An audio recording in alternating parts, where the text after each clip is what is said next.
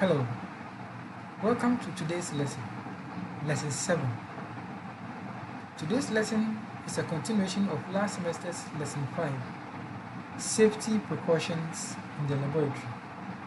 I hope you enjoy the lesson. Thank you. As usual, if you have any comments, questions, please send them to me through my mail, akyajima@joscobechem.edu.gh. All concerns will be addressed. Thank you. Through my mail, akyajima@joscobechem.edu.gh. All concerns will be addressed. Thank you.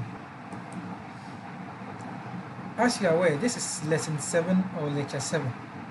The title of our lesson today is How to Teach First Aid to Elementary and Junior High School or JHS learners.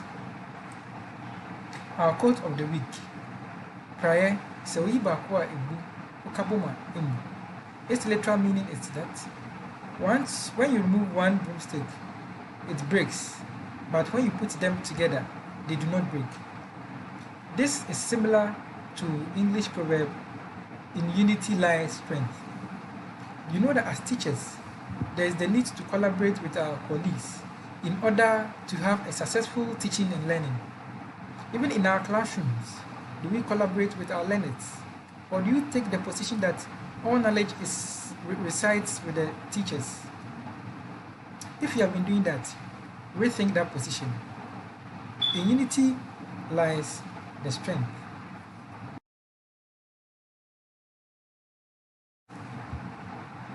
This is our lesson outline for today. As usual, we'll be doing a review, look at the lesson description and the purpose of the lesson. We have our learning outcomes and indicators to look at. The main content with first aid and basic kits. We'll look at CPR and some misconceptions that comes with it. There's a self-assessment and lesson assessment, so please take notes. References will be at the end of the slides. As earlier stated, this lesson is a continuation of last semester's Lesson 5, which was Safety Precautions in the Laboratory. In that lesson, we looked at the safety precautions that will be taken in the lab when we are doing an activity, in order to make that activity accident-free. We also looked at CPR skills at the latter part of the lesson. One of the activities that we were asked to do was to identify some safety symbols on materials or glassware found in our homes, environment, and the laboratory. Do you remember that activity? If not, I'd advise that you take a look at that lesson before you continue with Lesson 7 for today. Once you remember, that's very good. We can continue with the lesson. Our purpose of the lesson is to ascertain the level of understanding of basic first aid, create an awareness of it, try as much as possible to provide basic skills for all learners in order to handle simple household and school injuries. Know that there are some misconceptions about CPR out there. How can we correct these misconceptions? Remember that all purposes for any lesson should be in line with the National Teacher Standards, i.e. NTS. Here are some references that you can look up to support the purpose of the lesson. Our learning outcome for today, we are expecting that after the end of the lesson, student teachers will be able to demonstrate understanding and awareness of basic first aid and be able to teach same when you go to your stations, whether it is an elementary level or the junior high school level. You are supposed to demonstrate appropriate skills in handling simple injuries and be also be able to do same in terms of teaching. Correct some misconceptions or misinformation about basic first aid. At the end of this lesson, how do we know that what we have gone through, teaching and learning, has been achieved? It means that by the end of this lesson, you should be able to explain what first aid is, identify some common items found in the first aid kit, provide charts that would indicate various injuries, and then the first aid that it might require to treat it. You should be able to discuss how first aid can be taught to learners, present concept maps or models that will link misconceptions to new insights. If you are able to go through this, it will indicate that you have thoroughly understand the lesson. The learning indicators here will help us know whether we have been able to understand the lesson as we progress till we get to the end of the lesson. By the end of the lesson, would you be able to explain what first aid is? If a first aid kit is given to you, can you identify the essential materials and their functions? Would you be able to provide charts indicating various injuries and how it can be treated with this first aid knowledge? It is expected that we can discuss how first aid can be taught to learners after you've gone through this lesson. Again, if you're able to present concept maps and models linking misconceptions to new insight that you gain from this lesson, then teaching and learning would have taken place. And hopefully, I know you'll be able to do all that have been said. Are we ready for this exciting lesson? If you are, on your pens, get book ready, and let's learn.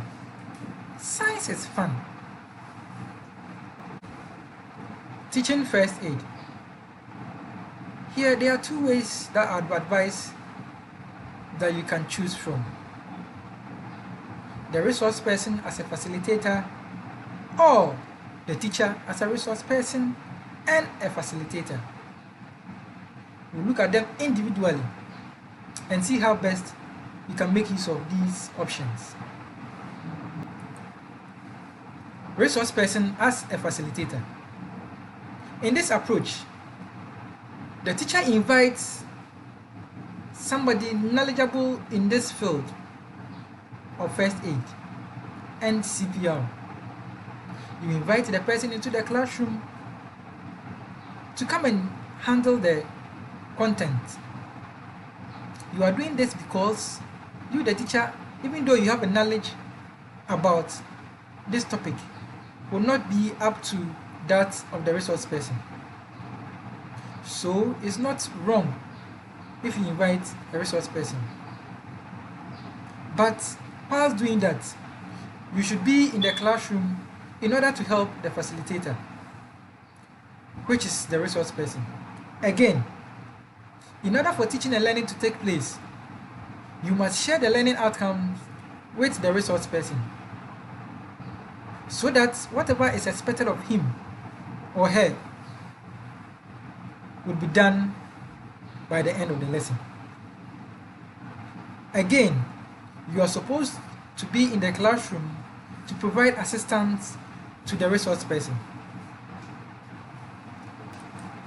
Another option that you can also look at is the teacher as a resource person and a facilitator.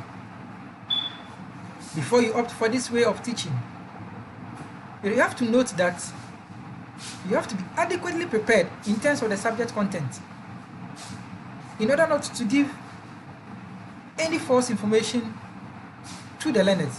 Remember, the learners look up to you for good information. Do not disappoint them. I would advise, therefore, that you do advanced preparation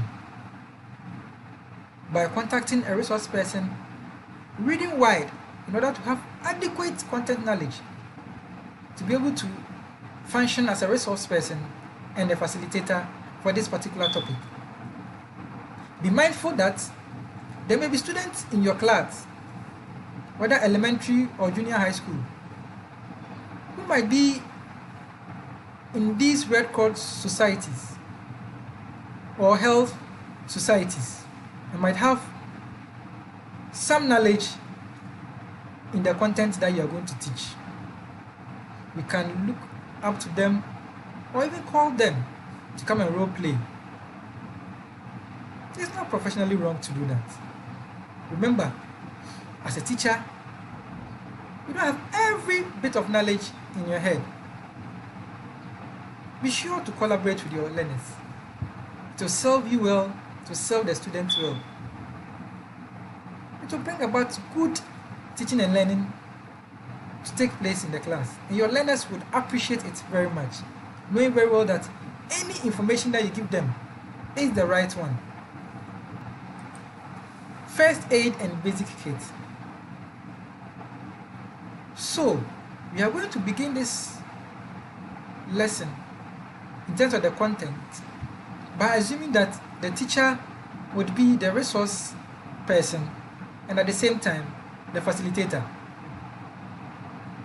So every bit of information that I'll be sharing with you is on the premise that you, the teacher, would be the resource person and the facilitator. First aid and basic kit. Before you move on, you can have a discussion with your learners to come up with any explanation or idea they have about first aid kit. You can ask them if they have heard about it, if they have even seen a first aid kit before. I wouldn't be surprised if many of them would have done so. Once you do that, you can then move on to the next step, teaching the concept.